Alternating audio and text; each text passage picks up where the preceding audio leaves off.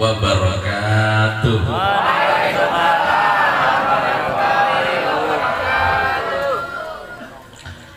Alhamdulillahirabbil alamin. Wassalatu wassalamu ala asyrofil anbiya'i wal mursalin sayyidina Muhammadin wa ala alihi wa sahbihi ajma'in, amma ba'du. Yang sama-sama kita hormati para alim ulama, para ustaz di lingkungan RT 05 dan RW 09.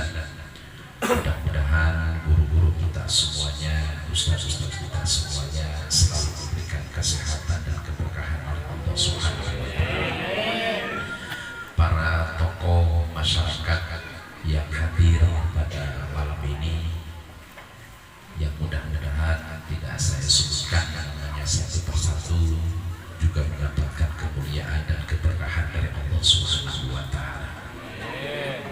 Pertama, bersyukur kepada Allah Subhanahu wa Ta'ala. Selawat dan salam sejahtera semoga tetap tercurah limpahkan atas baginda yang mulia Nabi besar Muhammad sallallahu alaihi wasallam, kepada keluarganya, para sahabatnya, para pengikutnya, dan kita sekalian sebagai umatnya yang insya Allah kelak mendapatkan syafaatnya. Amin ya Allah ya Rabbal alamin. Bapak Ibu hadirin yang berbahagia, saya mau ngajak kita berbicara tentang Nabi Muhammad dari lingkup dunia, di mana sejarah mencatat, Bapak Ibu sekalian, ketika baginda Nabi besar Muhammad Shallallahu Alaihi Wasallam itu lahir, pada saat itu dunia sebagian besar wilayahnya dikuasai oleh dua imperium. Yang pertama adalah Imperium Romawi dan yang kedua Imperium Persia. Wilayah terbesar di dunia ini dikuasai oleh dua imperium tersebut, Romawi dan Persia. Mana saja yang termasuk wilayah kekuasaan Romawi pada saat itu? Kita buka dulu sejarahnya.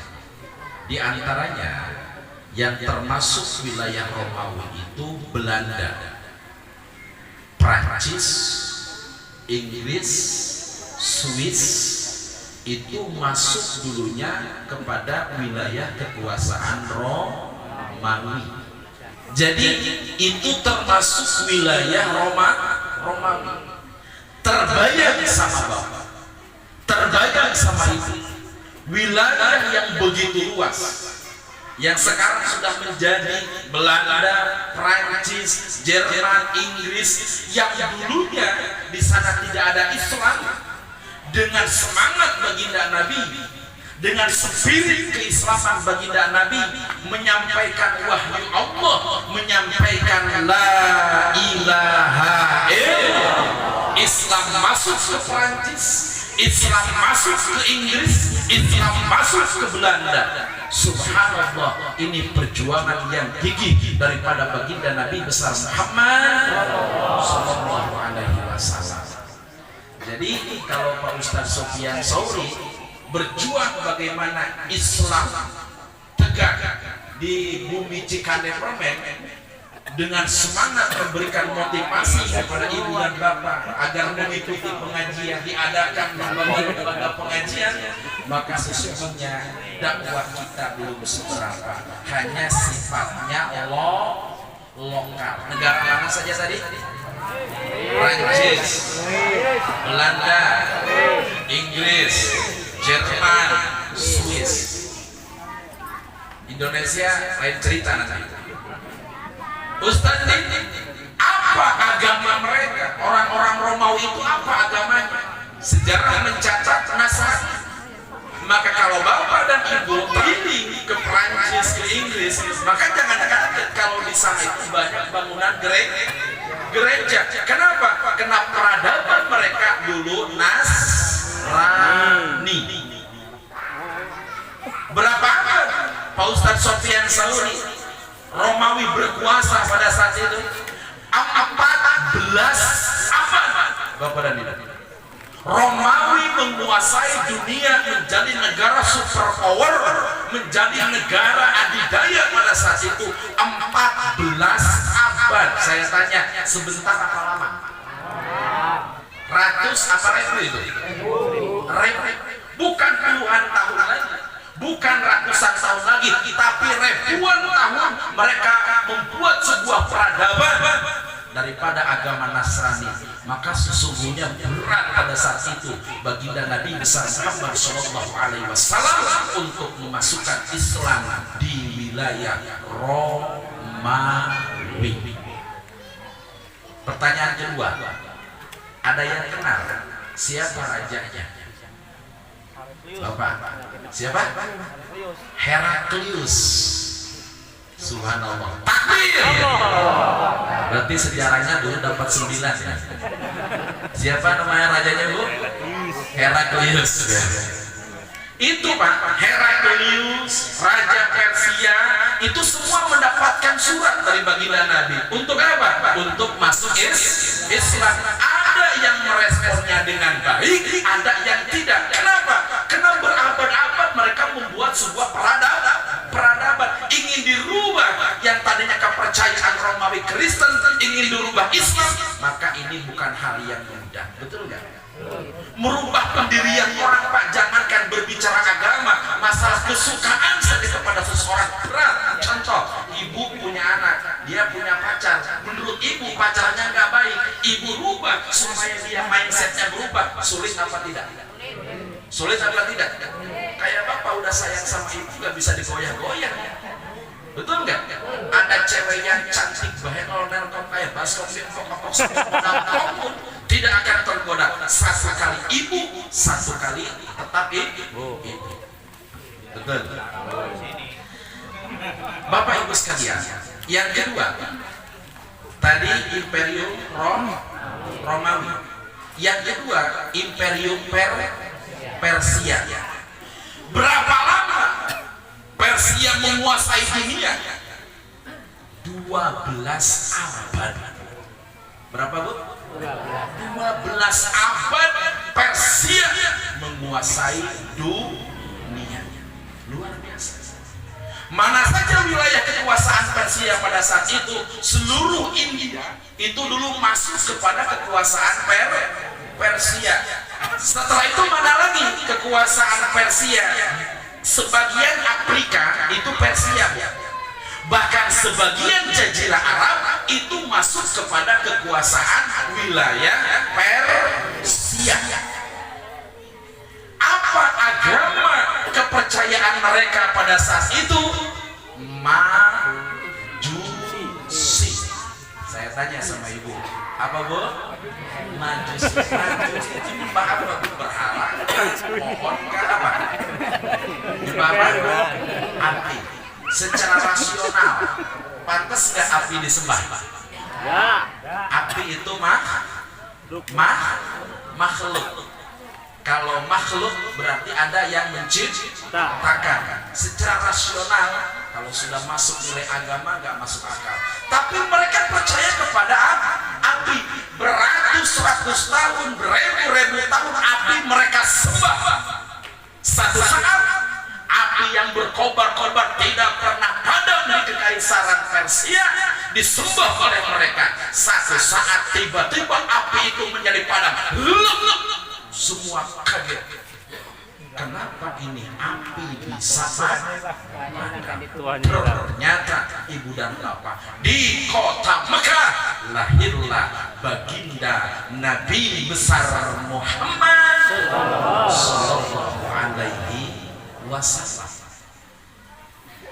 Dan ada salah satu seorang ahli sejarah, Will namanya. Siapa, Bu? Beliau mengatakan pada abad itu, Pak RW, itu dunia seperti orang yang sedang stroke. sudah tua, stroke, tidak berdaya apa terjadi homo lupus, to be polite in society, the richer and the poorer saling memangsa antara yang satu dengan yang lain. Siapa yang kaya, dia yang berkuasa. Siapa yang punya harta, dia yang dihormati. Sekarang kira-kira begitu apa enggak? Jawab, begitu apa enggak? Betul, Bu.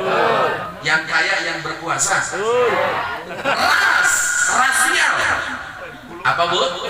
Rasial itu sangat mencolok pada saat itu, sehingga terjadi pengkotak-kotakan. Ini kelompok A, ini kelompok B, ini kelompok C. Satu rumah banyak kotak-kotaknya. Maka ini riskan terjadi pertikaian. Masing-masing suku mengklaim dia lebih baik. Pada akhirnya terjadilah pertikaian. Begitupun di masyarakat kita, Pak.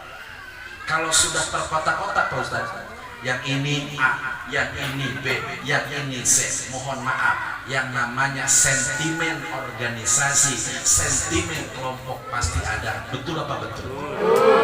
Nabi Muhammad diberikan misi oleh Allah Subhanahu wa taala, yatslu alaihim ayatihi. Yang pertama. Yang kedua, wa yuzakkihim. Yang selanjutnya, wa yu'allimuhumul kitaba wal hikmah. Selanjutnya, wa ma arsalnaka illa rahmatan lil. Selanjutnya, misi baginda Nabi, innama bu'itsu li utammima makarimal akhlak. Oleh Islam yang tadinya rasial itu muncul, Islam mengkikis habis hal demikian. Kenapa? Dalam Islam tidak pernah mengenal kasta. Bu, kalau ibu ke India itu ada satu kasta yang paling rendah, namanya kasta Dalit. Pernah dengar nggak, Pak? Itu paling rendah. Di Islam ada nggak? Jawab, ada nggak? Nggak. Karena kemuliaan dalam Islam bukan ukurannya harta, bukan ukurannya dia anggota dewan, bukan ukurannya dia ustaz, bukan ukurannya dia kepala desa, bukan. Tapi jelas Allah sampaikan, inna akramakum indallahi atqakum. Mulia kita itu di padang Allah bukan karena harta. Percuma harta banyak tapi hasil judi online. Percuma harta banyak tapi hasil jualan sabu. Percuma harta banyak tapi hasil manipulasi, korupsi, kolusi, dan nepotisme. Maka kemuliaan dalam Islam dipandang oleh Allah terletak kepada ketakwaan. Maka ibu jangan anggap rendah sama orang yang suka memungut sampah. Bisa jadi dia lebih mulia daripada kita. Betul. Bapak jangan anggap rendah orang yang kerja kasar, Pak. Bisa jadi kita yang kerja di AC tiap hari itu lebih rendah martabatnya di pandang Allah daripada yang kerja kasar. Maka kita harus merubah orientasi kehidupan kita. Betul? Dan Bapak kan bisa mengevaluasi sendiri, Pak. Kita ini mulia apa tidak di pandangan Allah. Kita bisa mengevaluasi diri. Kenapa? Karena yang tahu sesungguhnya amalan kita bukan orang lain, tapi kita sendiri. Betul nggak? Berapa banyak orang yang sukses di luar tapi tidak sukses di rumah tangga? Betul? Berapa banyak orang yang dihormati oleh umum tapi diinjak-injak, tidak dihormati oleh istrinya? Betul? Ada nggak yang begitu di sini? Ada nggak? Dia datang keluar, disambut pengaluman bunga. Duduknya beda, makanannya beda. Datang ke rumah sama istri dijentulin. Betul nggak? Dan Nabi kita, Nabi Muhammad, dia adalah seorang pemimpin yang multi talent, berhasil dalam seluruh aspek kehidupan. Betul? Berbicara jenderal, Nabi seorang jenderal yang bisa meramu perang dengan baik. Strategi perang diatur, diramu oleh Nabi menggunakan strategi yang baik. Alhasil Islam mencatat perang Badar yang jumlah kaum muslimin ratusan, kafir ribuan. Islam menang pada perang Badar atas strategi baginda Nabi. Berbicara jenderal, wahai para jenderal, jangan kau bangga, Nabi kita pun seorang jenderal. Bapak-bapak hadirin, itu tadi ranah dunia. Ada yang bertanya, Ustaznya bagaimana pada saat itu seputaran Jazirah Arab? Kita mengenal dulu zaman jahiliyah, luar biasa Pak. Sebelum Nabi lahir, sebelum Nabi menyebarkan Islam, membawa syariat Islam, dulu ibu-ibu orang-orang Arab, dulu orang-orang jahiliyah itu sangat tidak menghormati yang namanya perempuan. Mereka anggap wanita sebagai makhluk yang hina hanya untuk melampiaskan nafsu belaka. Nerima nggak Bu? Enggak. Bahkan ada seorang ibu yang dia menikah dengan 8, 9, bahkan 10 orang laki-laki, satu perempuan, 10 suaminya yang menggaulinya. Lalu bagaimana nanti untuk memilih anaknya? Siapa yang mirip dan yang dipilih? Dia harus bersedia menjadi bapaknya. Saya tega ironis ya Pak? Saya tanya ironis nggak? Ironis nggak? Maka kenapa Ustaz Pensiawi kita itu harus ada nikah? Karena mohon maaf ibu bapak, salah satu tujuan nikah agar adres kita jelas. Apa Bu? Agar adres kita jelas, kita punya bin siapa orang yang hamil di luar nikah, bro anaknya ke alam dunia tidak berhak untuk mendapatkan waris. Ketika anaknya perempuan, maka nikahnya harus pakai wali hakim. Itu penting, terutama tugas para ustaz. Kenapa? Biar jelas. Coba kalau dia di luar nikah, udah gitu orang tuanya jadi wali, harus pakai wali hakim, enggak sah nikahnya. Bagaimana hukum? Zina hidup. Inilah namanya dosa berantai. Akibat apa? Akibat orang tuanya gengsi dan malu, ujung-ujungnya menanggung dosa. Dosanya juga dosa besar. Saya tanya, kira-kira ada nggak yang kasus seperti itu? Jawab, ada apa enggak? Nggak usah malu-malu Pak, ada apa enggak? Nah, untunglah kita ada pengajian PRW-an. Alhamdulillah.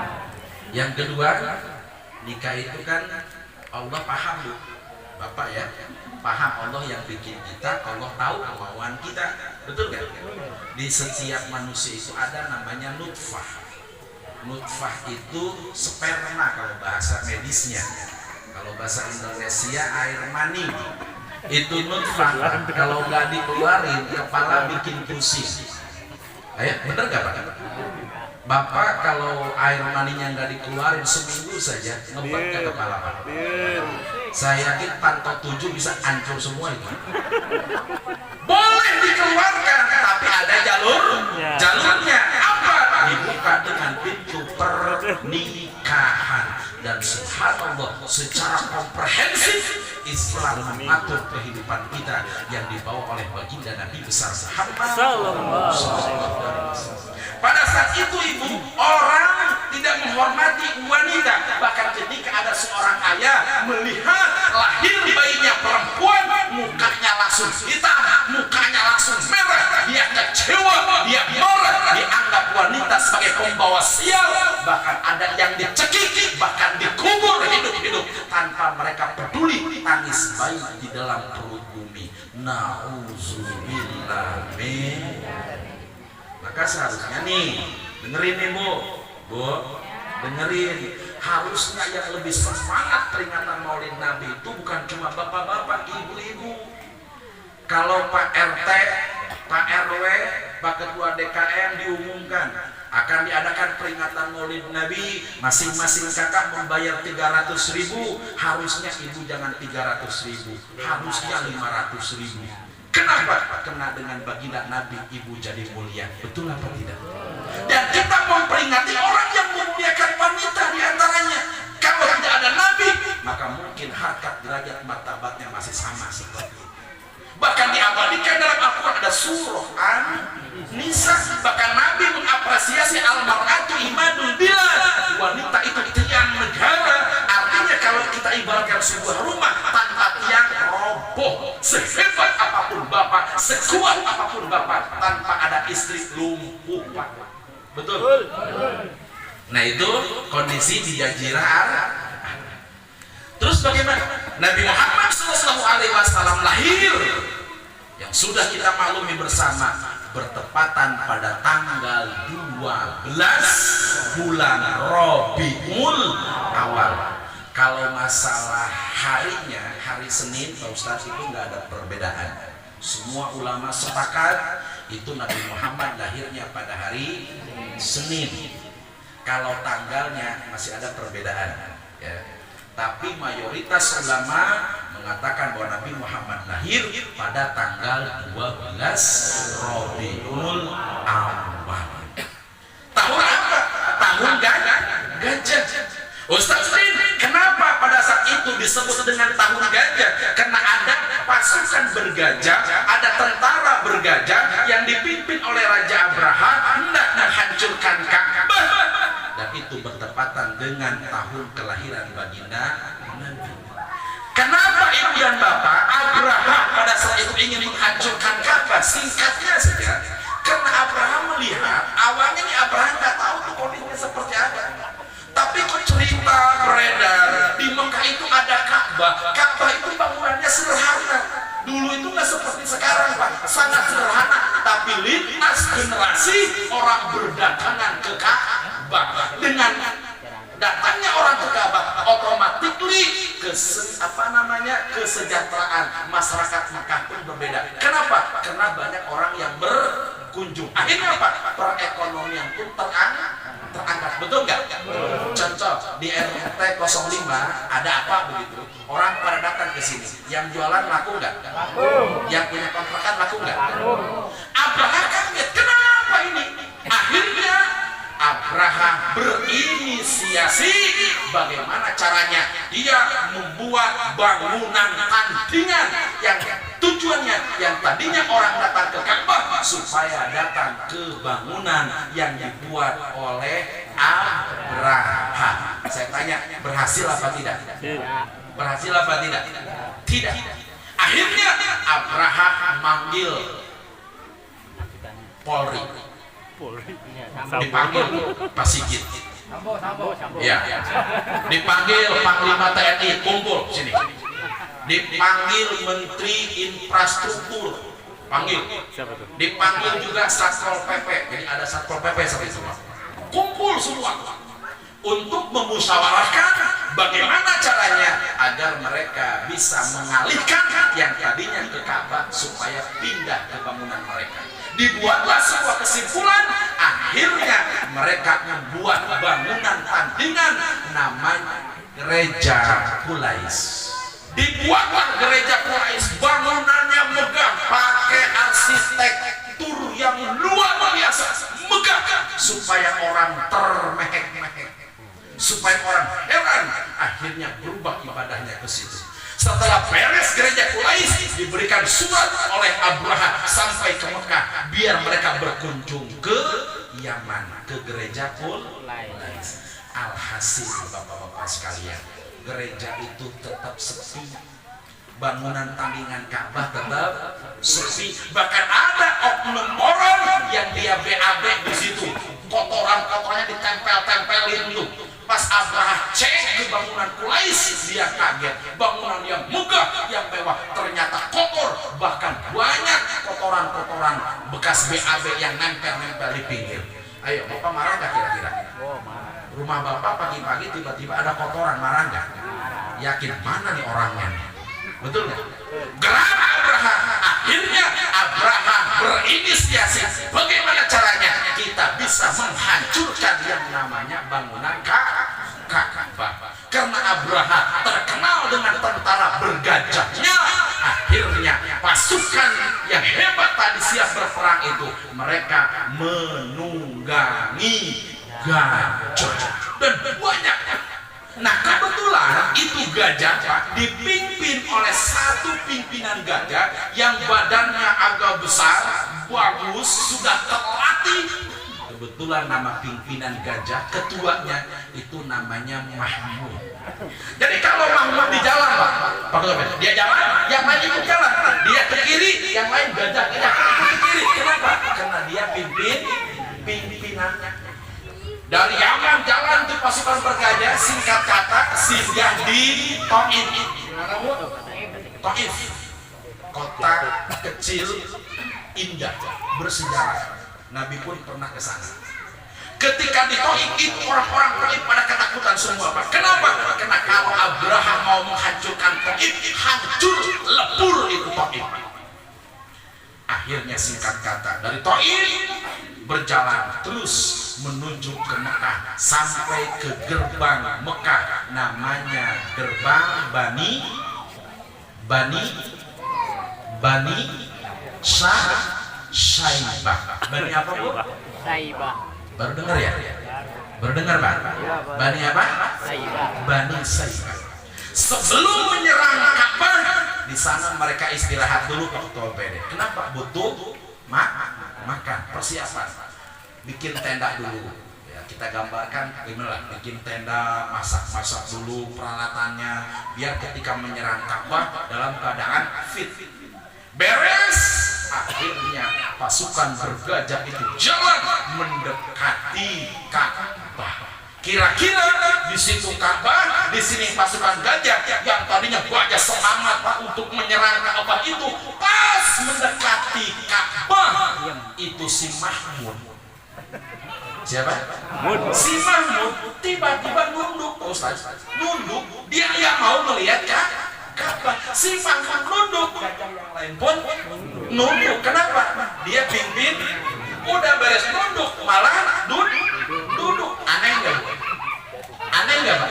Karena si Mahmud duduk, yang lain pun ikut duduk. Abraha beserta bala tentara yang lain kaget. Kenapa ini gajah nunduk, tidak mau melihat Ka'bah? Karena gajah tahu Ka'bah itu Allah yang melindungi. Subhanallah. Ketika gajah sedang duduk, diambil pecut, hajar, supaya gajah tetap tidak mau menyerang Ka'bah. Ketika dibalikan ke Yaman, gajah balik ke Yaman. Seolah kata gajah, saya pengen pulang ke Yaman, tidak mau menyerang Ka'bah. Sampai ditusuk, sampai itu gajah berdarah-darah, tetap itu gajah tidak mau menyerang Ka'bah. Saya tanya, kondisi seperti itu panik nggak pasukan bergajah? Jawab, panik nggak? Stresnya Abraham, stres. Kenapa? Ini perjalanan bukan dekat, sudah jauh. Tapi kenapa ketika sudah dekat, tiba-tiba malah tidak jadi? Ketika Abraham panik, bala tentara yang lain panik, ini awan berubah menjadi gelap.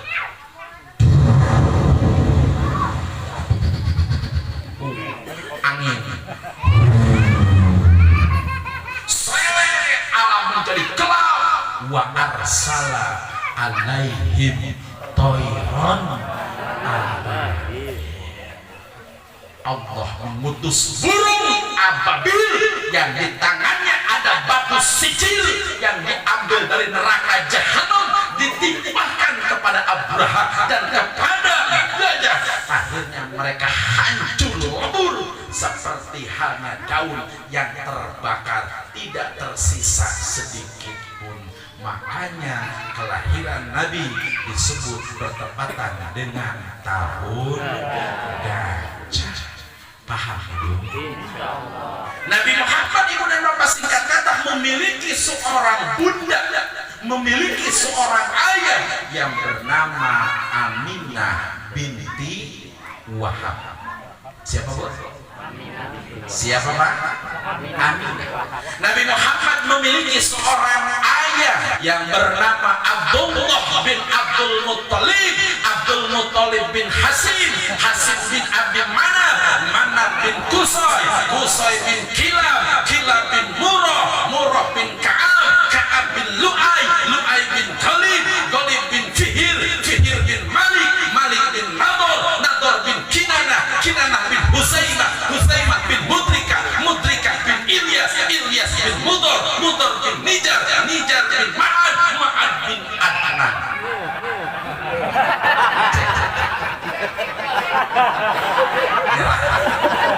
Siapa nih? Pak Dedi atau Pak RW? Ya, biar tahu. Mohon apa? Siapa tahu loh, Bu, dengan menghafalkan turunan Nabi silsilah tadi, itu yang menjadi kita masuk surga. Betul nggak? Bapak Ibu hadirin jamaah yang dimuliakan oleh Allah Subhanahu wa taala. Nabi Muhammad sallallahu alaihi wasallam ketika beliau lahir ke alam dunia, Nabi Muhammad sudah dalam keadaan yakin. Maka ciri indikator orang yang cinta terhadap Nabi, yang melaksanakan sunnah Nabi, itu orang-orang yang peduli terhadap anak yatim. Wahai orang kaya, hartamu tidak bermakna manakala kau kenyang perutnya, anakmu fasilitas lengkap, sementara anak yatim di sekitarmu terbengkalai.